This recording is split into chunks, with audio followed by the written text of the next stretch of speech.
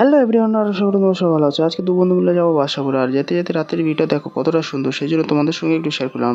আর বন্ধু আমাকে বলছিল আজকে যা তুই নিবি সেটা আমিও নেবো, কিন্তু বিল তুমি পেমেন্ট করবে। সো বন্ধুরা, ফাইনালি চলে আসলাম আমরা বাসাপুর বিশাল মল। আর বিশাল মলের তোমরা কে কে শপিং করেছো অবশ্যই আমাকে একটা কমেন্ট করে জানাও। আজকে আমি বিশাল মলে এসেছিলাম একটা ব্যাগ নেওয়ার জন্য, আর যেই ব্যাগটা নেবো সেই ব্যাগটা এখানে ছিলই না।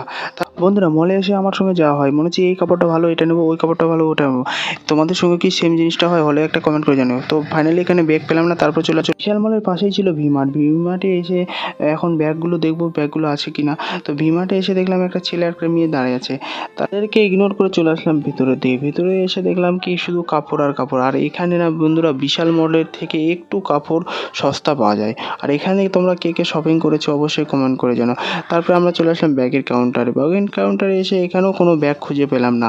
তারপর বন্ধু বলছিল উপরে চলো, উপরে ভালো ভালো ব্যাগ আছে, কিন্তু এখানে কোনো ব্যাগ ছিল না, এখানে শুধু লেডিসদের জামা কাপড় ছিল। বন্ধুরা,